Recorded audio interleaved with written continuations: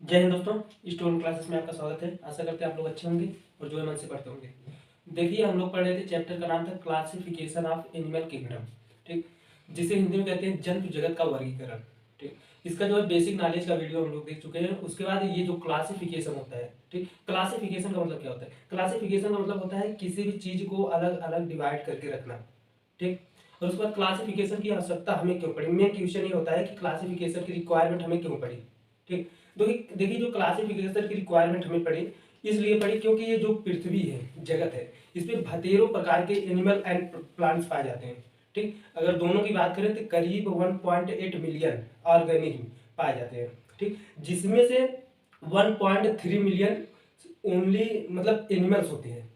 ठीक, और बाकी तो प्लांट्स होते हैं, वो जब प्लांट पढ़ेंगे प्लांट के अंदर चर्चा करेंगे। ठीक, तो इन सबको अगर अलग अलग करके एक एक करके पढ़ेंगे तो जिंदगी बीत जाएगी, लेकिन कभी कंप्लीट नहीं होगा। इसीलिए हमें जो है क्लासिफिकेशन की जरूरत पड़ती है या फिर रिक्वायरमेंट पड़ती है। ठीक, उसमें मतलब बहुत सीधे से ये जानिए कि जैसे मान लीजिए कोई नए ऑर्गेनिज्म खोज हुआ। ठीक, किसी नए जीव का खोज हुआ तो उसका देखेंगे, हाँ ये चलिए इसका ये कैरेक्टर मिल रहा है, इस वाले क्लास से ये कैरेक्टर मिल रहा है, या इस वाले फाइलम में ये कैरेक्टर मिल रहा है। ठीक, हाँ इसका जो है बॉडी पे हेयर है, इसके भी बॉडी पे हेयर है, इसके जो है नाखून है, इसके भी नाखून है, ये इसका बिहेवियर ये है, इसका बिहेवियर ये है। यही सब कैरेक्टर मिला करके जो है क्लासीफाई किया जाता है। ठीक, इससे क्या होता है, हमें चीजों को आसानी होती है पढ़ने में। ठीक, अब देखिए ये जो क्लासिफिकेशन होता है सबसे पहले, ठीक, कौन भाई साहब दिए थे? अरस्तु, जिसे इंग्लिश में अरिस्टोटल कहते हैं। ठीक, तो इन्होंने 17वीं शताब्दी में करीब टोटल जगत को, मतलब टोटल एनिमल जगत को, ठीक, दो भागों में बांटा था। एक एनेमिया और दूसरा इनेमिया।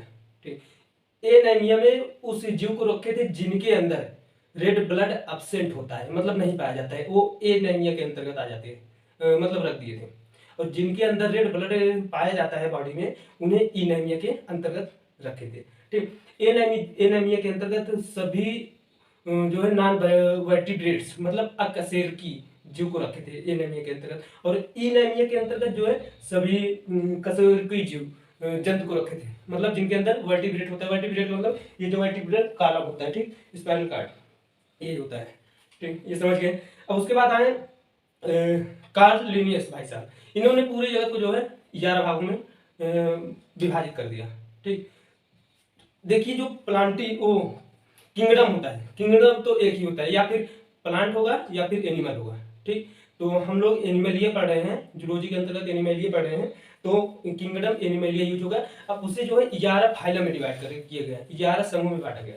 ठीक, पहला पोरीफेरा, दूसरा सिलेंट्रेटा या फिर टीनोफोरा या फिर नाइडेरिया बोलते हैं, तीसरा टीनोफोरा, चौथा प्लेटियलमिंथीज, पांचवा स्केलमिंथीज, छठवां एनेलिडा, सातवां आर्थ्रोपोडा, आठवां मोलस्का, नौवां इकानोडर्मेटा, 10वां हेमिकार्डेटा, 11वां कार्डेटा। ठीक, अब जो ये कार्डेटा होता है लास्ट, जिसमें पूरे वर्टिब्री मतलब जिनके अंदर वर्टिब्रल कॉलम होता है वो आते हैं, तो उसमें भी टोटल 2-3 क्लास आपको पढ़ना पड़ेगा। ठीक, फिशेस वर्ग पढ़ना पड़ेगा, और बर्ड्स वर्ग मतलब पक्षी वर्ग पढ़ना पड़ेगा, और उसके बाद जो है एम्फीबियंस क्या होते हैं, ठीक, वो जानना पड़ेगा, और रेप्टाइल्स मतलब रेंगने वाले जंतु क्या होते हैं वो जानना पड़ेगा। ठीक, वो तो बाद में देखेंगे।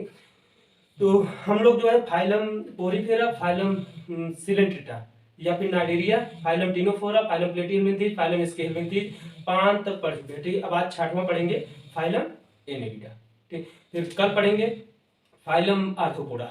ठीक, अब देखिए ये जो फाइलम होता है, इस फाइलम के जो जंतु होते हैं, ठीक, देखिए एनेलिडा का मतलब समझिए। देखिए एनेलिडा एक लैटिन वर्ड है। ठीक, ये 2 वर्ड से मिलकर बना होता है। ठीक, देखिए कौन कौन से वर्ड से? एनेलियस, एनेलियस और ईडियस, एनेलियस और ईडियस से मिलकर के बना होता है। एनेलियस का मतलब होता है रिंग, ठीक, और ईडियस का मतलब होता है फॉर्म, मतलब इनके जो बॉडी पे रिंग फॉर्म लाइक स्ट्रक्चर पाया जाएगा। ठीक, मतलब इनका बॉडी कई रिंग में डिवाइड होगा। ठीक, जैसे देखिए ये जो है स्ट्रक्चर नेरिस का है, ठीक, जिसे कल खजूरा भी कहते हैं हिंदी में। ये देखिए बॉडी में रिंग लाइट आपको दिख रहा होगा। ठीक, और ये जो है आपका लीच, लीच जिसे जो कहते हैं, ये पैरासाइट होता है। ठीक है, ये किसी दूसरे एनिमल्स में जो है चिपक करके अपना भोजन लेता है, अर्थात ब्लड उसे अवशोषित करता है। ठीक, देखिए इसके भी बॉडी पे जो है आपको रिंग दिख रहे होंगे, मतलब सेगमेंटेशन दिख रहे होंगे। ठीक, और ये जो जंतु होते हैं, ठीक, इस फाइलम के अंतर्गत जो जंतु आते हैं वो ज्यादा से ज्यादा मोस्टली वो क्या बोलते हैं, एक्वाटिक होते हैं। एक्वाटिक का मतलब होता है जली होते हैं, ठीक। ये मैराइन वाटर में भी रहते हैं और फ्रेश वाटर। देखिए मैराइन वाटर का मतलब होता है जो खारा पानी होता है, समुद्र वाला पानी, उसे बोलते हैं। फ्रेश वाटर का मतलब होता है जो मीठा पानी होता है, ठीक, जो नदी उदी में बहता है या फिर कैनाल नहर वार में बहता है, जो हमारे यहाँ मीठा पानी पिया जाता है उसमें रहते हैं, ठीक। ये लीच कहाँ पाया जाता है, जो है फ्रेश वाटर में, ठीक, समझिए। चलिए अब एक एक करके देखते हैं। देखिए जो ये एनेलिडा, एनेलिडा शब्द है, इसको कौन दिया था भाई, लैमार्क दिए थे, ठीक, लैमार्क दिए थे। अब जो है इनकी जो पार्टी होती है, एनेलिडा वर्ग की जो पार्टी होती है वो खंड युक्त होती है, खंड युक्त होती है। इनमें जो है लगभग 10,000 स्पीसीज पाई जाती है, 10,000 स्पीसीज ज्ञात है इस एनेलिडा के अंदर। और देखिए इनके लक्षण क्या होता है, कैरेक्टर क्या होता है, मेन ये देखते हैं। देखिए ये एक्वाटिक होते हैं, मैराइन या फिर फ्रेश वाटर हो सकते हैं, ठीक। और एंड टेरेस्ट्रियल, टेरेस्ट्रियल का मतलब ये है कि ये धरती पर भी सूखे, मतलब जहाँ पे पानी नहीं होता है वहां पर भी रह सकते हैं। ये जो है मल्टी सेलुलर ऑर्गेनिक होते हैं। मल्टी सेलुलर का ऑर्गेनिक मतलब समझिए, एक यूनिसेलुलर होता है, एक मल्टी सेलुलर होता है। यूनिसेलुलर का मतलब होता है सिर्फ एक कोशिका से बना हुआ या फिर एक सेल से बना हुआ, और मल्टी सेलुलर का मतलब होता है एक से अधिक कोशिका, चाहे वो 2 कोशिका हो, चाहे 4 कोशिका हो, चाहे 10 कोशिका हो, मतलब एक से अधिक कोशिका से बने होते हैं ये। इनमें जो है जीव पाए, ये फ्री लिविंग स्वतंत्र जीवी एंड कभी कभी पैरासाइट, कभी कभी होते हैं। पैरासाइट का मतलब होता है कि परजीवी, मतलब ये दूसरे के ऊपर जो है भोजन अपना प्राप्त करते हैं। जैसे लीची को देख लीजिए, लीची अगर आपकी बॉडी से चिपक जाएगा तो ब्लड चूसता रहता है, ठीक। अब देखिए इनका जो लेवल ऑफ बॉडी ऑर्गेनाइजेशन, ठीक, LOBO का मतलब होता है लेवल ऑफ बॉडी ऑर्गेनाइजेशन। अब लेवल ऑफ बॉडी ऑर्गेनाइजेशन क्या होता है, इनका जो है ऑर्गन सिस्टम लेवल होता है। ऑर्गन सिस्टम मतलब इनमें अंग तंत्र लेवल का होता है, ठीक है। ये लेवल ऑफ बॉडी ऑर्गेनाइजेशन का मतलब ऐसे समझिए, ये होता है सेलुलर लेवल, मतलब जिसमें सेल से रिफॉर्म, ठीक, वो यूनिसेलुलर में आते हैं। और फिर उसके बाद आता है टिश्यू लेवल, ठीक, जैसे बहुत सारे सेल मिलकर के टिश्यू बनाते हैं, टिश्यू लेवल ऑर्गेनाइजेशन। फिर बहुत सारे टिश्यू मिलकर के ऑर्गन बनाते हैं, ऑर्गन लेवल जो है ऑर्गेनाइजेशन।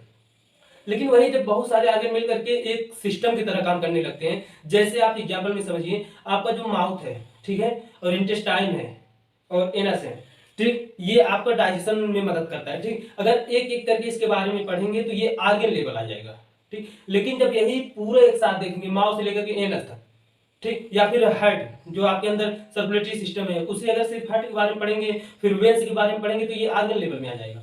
लेकिन अगर वही कि ब्लड कैसे काम करता है, हार्ट का क्या रोल है, और उसके बाद वेन्स का क्या रोल है, फिर आर्टरी का क्या रोल है, ये सब अगर एक एक करके मतलब एक साथ पढ़ेंगे कंबाइन करके तो आपका सिस्टम लेवल में आ जाएगा, ठीक। ऑर्गन को जो है कई ऑर्गन को मिलाकर के पढ़ाई पढ़ रहे हैं तो ऑर्गन सिस्टम लेवल, ठीक। वही बात होती है कि बहुत सारे ऑर्गन मिलकर के ऑर्गन सिस्टम लेवल बनाते हैं, ऑर्गन सिस्टम बनाते हैं, ठीक, समझ गए।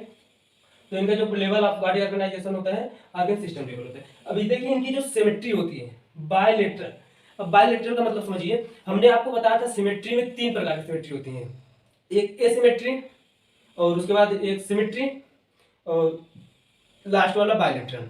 एसिमेट्री में क्या होता है कि जो बॉडी होता है उसे अगर सेंटर एक्सिस से काटा जाए, ठीक, वो 2 अलग मतलब सेम भाग में या फिर अलग अलग भाग में डिवाइड नहीं होगा, ठीक, डिवाइड नहीं होगा। और जो एसिमेट्री हो गया, फिर रेडियल आता है। रेडियल में क्या होता है कि आप बॉडी को सेंटर से काटेंगे, ठीक, वो 2 अलग अलग भागों में डिवाइड होगा, लेकिन सेम उसी की तरह नहीं हो सकता है, नहीं हो सकता है, ठीक।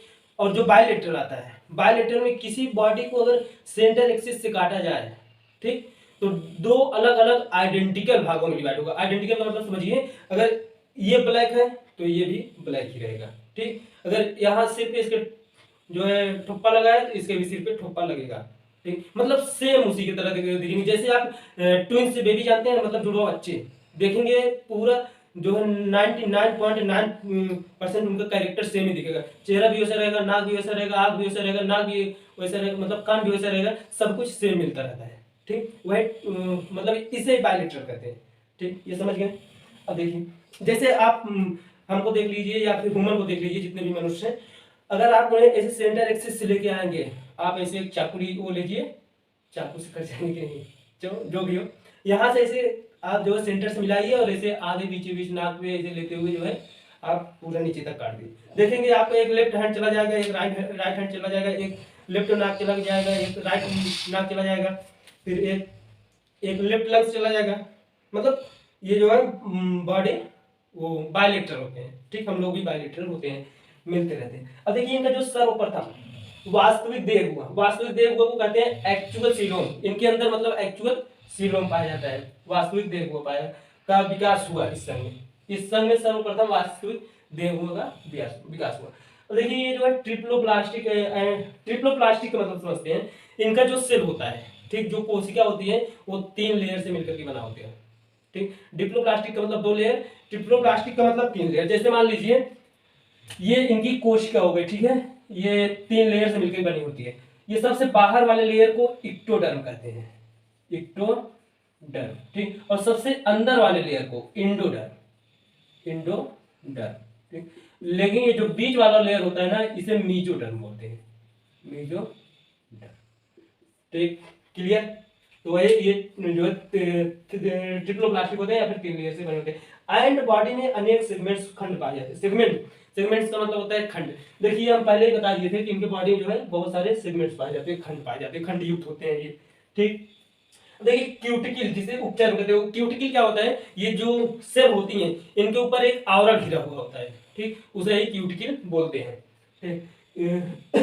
वेरी थिन मतलब बहुत पतला होता है। आप बायोलॉजी में एक चीज नोट कर लीजिए, अगर कहीं थिन वर्ड का इस्तेमाल हो या फिर थिक वर्ड का इस्तेमाल हो, उसे आप हाईलाइट कर लीजिए, अंडरलाइन कर लीजिए। ये जैसे थिन है, थिन को आप हाईलाइट कर लीजिए, क्योंकि इसमें बहुत कंफ्यूजन होता है, ठीक, कि पता लगा ये थिन की जगह थिक कर दीजिए। क्या करना है, एन के एन को हटा के कर देना है, फिर के को हटा के एन कर देना है, अगर इससे थोड़ा गलती हो जाएगा दिक्कत हो जाएगा, ठीक, इसलिए आप जो है इसे हाईलाइट कर लीजिए, ठीक। देखिए बॉडी, इनकी जो शरीर होती है, बॉडी होती है अनेक अनेक में छोटे छोटे कांटेनुमा सूप, जिसे सीताएं बोलते हैं, ठीक है, पाए जाते हैं। अब भाई अगर इनकी बॉडी में कांटेनुमा अगर नहीं पाए जाएंगे, देखिए ये बाहर, ये देखिए आपको कांटेनुमा दिख रहे होंगे, और ये भी बाहर कांटेनुमा दिख रहा होगा। देखिए ये लीच का क्या काम है, ये किसी मतलब होस्ट के अंदर, किसी होस्ट, जैसे इसके लिए ये जिससे अपना मतलब भोजन प्राप्त करेगा उसे होस्ट, वो होस्ट कहलाता है, ठीक। ये अपने होस्ट के अंदर जाएगा, यहाँ से इसे थोड़ा छेद करेगा, ठीक, छेद करके फिर इसके माध्यम से वहां पे चिपक जाएगा, और चिपक करके अपना ब्लड चूसता रहता है, ठीक, समझिए। अब देखिए इनका जो आर्गन होता है, आर्गन एंड आर्गन सिस्टम का पूर्ण विकास, इन जो फाइलम एनेलिडा होता है, इनमें आर्गन और आर्गन सिस्टम का एकदम पूर्ण विकास हो जाता है, ठीक, मतलब इनका सर्कुलेटरी सिस्टम भी काम करता है, और उसके बाद जो मतलब डाइजेशन सिस्टम होता है, एक माउस होगा, माउस स्टार्ट होगा और एनस पे जाके खत्म हो जाएगा, ठीक, ये जो है बढ़िया से काम करता है। और एक बात देखिए, इनका जो सर्कुलेटरी सिस्टम होता है क्लोज टाइप का होता है। क्लोज टाइप का मतलब होता है कि जो इनके अंदर ब्लड होता है, ठीक, वो डायरेक्ट बॉडी में नहीं बहता, किसी पाइप के माध्यम से बहता है, ठीक है। अगर ओपन टाइप का होता तो डायरेक्ट बहता बॉडी में, ठीक, समझ गए। हम लोगों का भी जो ब्लड सर्कुलेटरी सिस्टम होता है क्लोज टाइप का होता है, ठीक। अब इनका देखिए एसी, अब एसी के मतलब ये ना समझिएगा एयर कंडीशनर, एसी का मतलब होता है जो है एलिमेंट्री कैनाल, एलिमेंट्री कैनाल का हिंदी होता है आहार नाल, ठीक। इनमें जो है एलिमेंट्री कैनाल पूर्ण नलिकाकार होता है, पूर्ण नलिकाकार को जिसे हिंदी में कहते हैं कंप्लीट ट्यूबुलर। कंप्लीट ट्यूबुलर का मतलब होता है इनका जो एलिमेंट्री कैनाल होगा इसे एकदम पूर्ण नलिकाकार मतलब गोला होगा, ठीक, गोलाकार, ठीक, समझ गए। आप ऐसे ही समझिए, इनका जो नलिका होता है, ठीक, ऐसे, ठीक, मान लीजिए ये माउथ, और यहाँ बीच में और सब चीजें हैं, ये लास्ट में एनस, ठीक, ऐसे पूर्ण नलिकाकार होगा, ठीक, समझ गए। अब आगे देखिए, एंड एलिमेंट्री कैनाल के विभिन्न भाग स्पष्ट दिखाई देते हैं, ठीक, विभिन्न भाग स्पष्ट दिखाई देते हैं। तो चलिए इसका जो है कुछ पॉइंट और है। देखिए ये जो क्लासिफिकेशन चैप्टर है, ठीक, इसमें मेन सबसे ज्यादा इंपॉर्टेंट है एग्जाम्पल्स, ठीक। इस चैप्टर से अगर 99% अगर क्वेश्चन उठता है तो एग्जाम्पल से उठता है। जैसे एग्जाम्पल में दे दिया आपको लीच कि किस फाइलम का एनिमल है, तो एनेलिडा, ठीक है। नेरिस किस फाइलम का एनेलिडा है, वो फाइलम का जंतु है, एनेलिडा, ठीक। या फिर लीच को जो है हीरोडिनेरिया बोलते हैं, ठीक, साइंटिफिक नेम है हीरोडिनेरिया। हीरोडिनेरिया किस फाइलम का जंतु है, फाइलम एनेलिडा, ठीक। ऐसे क्वेश्चन ज्यादा से ज्यादा मोस्टली पूछे जाते हैं। तो कुछ पॉइंट और हैं, चलिए देख लेते हैं, उसके बाद एग्जाम्पल देख लेते हैं, फिर ये टॉपिक फिनिश हो जाएगा। फिर अगले टॉपिक में देखेंगे जो है फाइलम आर्थ्रोपोडा। आर्थ्रोपोडा को जो है सबसे लार्जेस्ट फाइलम भी बोलते हैं, उसके बारे में जानेंगे। तब तक आप एक स्क्रीनशॉट ले लीजिए। हाँ तो चलिए इसके जो है कुछ पॉइंट और हैं वो देख लेते हैं। देखिए इनमें जो है हीमोग्लोबिन, हीमोग्लोबिन जो होता है ये एक प्रकार का प्रोटीन होता है। इसका काम होता है ऑक्सीजन को जो है इनपुट और आउटपुट, मतलब ले आना और ले जाना, ठीक है, कैरी कैरी करना मतलब ले जाना, यही काम होता है हीमोग्लोबिन का। ये एक प्रकार का प्रोटीन होता है, ठीक है। जो इनमें जो हीमोग्लोबिन होता है वो रुधिर कणिकाओं में ना रहता है, जो ब्लड होता है ब्लड वेसल्स, ठीक, उसमें ये नहीं रहता है, ये प्लाज्मा में पाया जाता है। प्लाज्मा में घुले होते हैं, ठीक। जो हीमोग्लोबिन होता है प्लाज्मा में घुले होते हैं, किस फाइलम में, एनेलिड्स में। इनका जो रिस्पायरेशन होता है, रिस्पायरेशन मतलब श्वसन, सांस लेना, नॉर्मली बाय स्किन, स्किन के द्वारा नॉर्मल लिया जाता है, लेकिन कभी कभी ये जो है क्लोम के द्वारा या फिर गिल के द्वारा लेते हैं। गिल को हिंदी में क्लोम बोलते हैं, ठीक, समझिए। अब देखिए सम एनिमल्स, कुछ जो है एनिमल्स होते हैं जो यूनिसेक्सुअल एंड बाइसेक्सुअल दोनों होते हैं। यूनिसेक्सुअल का मतलब समझिए कि यूनिसेक्सुअल का मतलब मेल अलग होगा और फीमेल अलग होगा, ठीक। बाइसेक्सुअल का मतलब होता है कि एक ही ऑर्गेनिज्म में मेल भी होगा फीमेल भी होगा, ठीक, समझ गए। और देखिए इनका जो रिप्रोडक्शन होता है मोस्टली ज्यादातर सेक्सुअल होता है। सेक्सुअल रिप्रोडक्शन का मतलब होता है कि इसमें गैमेट का फॉर्मेशन होता है। गैमेट फॉर्मेशन मतलब जैसे एक मेल होगा और एक फीमेल होगा, ठीक, मेल अपना गैमेट देगा, फीमेल अपना गैमेट देगा, फिर दोनों का गैमेट डिफ्यूज होगा, डिफ्यूज होकर के फर्टिलाइजेशन होगा या फिर गैमेटोजेनेसिस जिसे बोलते हैं। वो गैमेट दिया मतलब गैमेटोजेनेसिस, फिर दोनों लोग का जब गैमेट डिफ्यूज होगा तो उसे फर्टिलाइजेशन बोलते हैं, इनिशिएशन बोलते हैं, ठीक। उसके बाद नया बच्चा बनता है। अब देखिए ये तो हो गया कैरेक्टर। अब देखो एग्जांपल इसका बहुत जरूरी है। एग्जांपल पहला है पॉलीगार्डियस, पॉलीगार्डियस, ठीक है। दूसरा है नेरिस, नेरिस जो होता है समुद्री जंतु होता है और ये विश्व भर में जो है समुद्र तट के चट्टानों के नीचे एंड समुद्री वनस्पतियों के बीच पाया जाता है, ठीक। ये जो नेरिस होता है ये समुद्री जंतु होता है, ठीक, समझिए। ये देखने में ही बड़ा खतरनाक लग रहा है ना, अगर पता लगा कानून में घुस गया कहीं तो हमको लग रहा है मरना तो निश्चित ही है, जहां जाएगा फाड़ते हुए जाएगा। अब देखिए दूसरा, वो एक मिनट, नेरिस को जो है क्लैम वार्म भी कहते हैं, जिसे हिंदी में सीपी क्रीम, ठीक, भी कहते हैं, एंड रेग वार्म का मतलब होता है चीर क्रीम भी कहते हैं, ठीक है। चीर क्रीम मतलब ये जहां जाएगा चीर फाड़ देगा, ठीक समझिए। अब देखिए आता है एप्रोडाइट, ठीक, तीसरा एग्जांपल है इसका एप्रोडाइट। ये पहला हो गया, दूसरा, पहला पॉलीगार्डियस, दूसरा नेरिस, तीसरा एप्रोडाइट, ठीक है। एप्रोडाइट को क्या एक और नाम से जानते हैं, इसे जो है सी माउस कहते हैं, सी माउस, जिसे समुद्री चूहा बोलते हैं, ठीक, समुद्री चूहा, चूहा को क्या कहते हैं, माउस, सी माउस, ठीक। अब उसके बाद आता है अर्थवर्म, अर्थवर्म, ठीक। अर्थवर्म का जो साइंटिफिक नेम होता है वो होता है फेरेतीमा पास्टुमोल, ठीक है, फेरेतीमा पास्टुमोल। अब देखिए अर्थवर्म को एक ना जो है कई नामों से जाना जाता है, ठीक। अर्थवर्म आप देखे होंगे जो किसान के बच्चे होते हैं, कि मतलब जैसे जो किसान के लड़के हैं होते हैं या फिर किसान लोग होते हैं, उनकी जो खेत में एक आप देखे होंगे कि लंबी लंबी एक प्रकार का जंतु पाया जाता है, लंबा लंबा, उसे ही अर्थवर्म बोलते हैं, जिसे हिंदी में केचुआ बोलते हैं। केचुआ, केचुआ नहीं, केचुआ, ठीक, केचुआ बोलते हैं। उसे जो है किसानों का मित्र कहा जाता है, क्योंकि जानते हैं वो जो है जो मिट्टी की उर्वरता होती है उसे बढ़ा देते हैं, और जब उर्वरता मिट्टी की बढ़ा देंगे तो फसल खूब ज्यादा आएगा, और फसल खूब ज्यादा आएगा जिससे किसान भी खुश और जो है अर्थवर्म भी खुश, अर्थवर्म को भी खाने को और रहने को जगह मिल जाएगा, ठीक, समझ गए। देखिए इसे कई नामों से जाना जाता है अर्थवर्म को, फ्रेंड्स ऑफ फार्मर, ठीक है, किसानों का मित्र के नाम से, नेचर्स पालोगम, पालोमैन, प्रकृति का हलवाहा वही बोलते हैं इसे, ठीक। इंटेस्टाइन ऑफ अर्थ, मतलब जो पृथ्वी होती है पृथ्वी की आंत भी बोलते हैं इसे, ठीक। बैरोमीटर ऑफ सॉइल फर्टिलिटी भी बोलते हैं, बैरोमीटर ऑफ सॉइल फर्टिलिटी, जिसे हिंदी में कहते हैं मृदा उर्वरता का बैरोमीटर, ठीक, समझिए। अब देखिए लास्ट आता है हीरोडिनेरिया, हीरोडिनेरिया जिसे ये जो लीच होता है, इसे जो है इज नोन एज, मतलब कहा भी जाता है, क्या क्या कहा, ब्लड सकिंग लीच, ठीक, ब्लड सकिंग लीच मतलब जो ब्लड को सकिंग करता है, चूसता है, वो जो बोलते हैं, ठीक। ये समझ में आ गया। देखिए इस चैप्टर में सबसे ज्यादा इंपॉर्टेंट एग्जांपल है भाई, मैं शुरू से बोलता चला आ रहा हूँ, अभी भी बोल रहा हूँ, आगे भी बोलूंगा जब तक कि चैप्टर नहीं फिनिश होगा, ठीक। इसलिए आप जो है एग्जाम्पल पे ज्यादा फोकस कीजिए, ठीक। और जो है ये भी आप फोकस कर लीजिए, अर्थों को क्या क्या बोलते हैं, ये जरूरी है, ठीक है, पूछा जाता है बहुत सारी एग्जाम में सभी चीज, ठीक।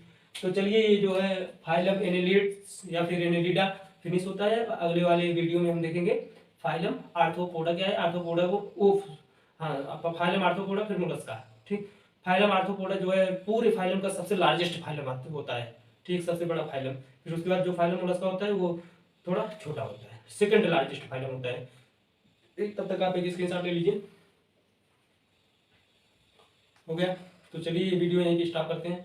आपको ये वीडियो कैसा लगा हमें कमेंट करके जरूर बताइएगा। अगर मन में कोई डाउट हो या फिर क्वेश्चन हो तो कमेंट बॉक्स में जाकर के पूछ सकते हैं। चलिए हमारी आपकी मुलाकात होगी अगली वीडियो में। जय हिंद, धन्यवाद दोस्तों, मन से पढ़ते रहिए।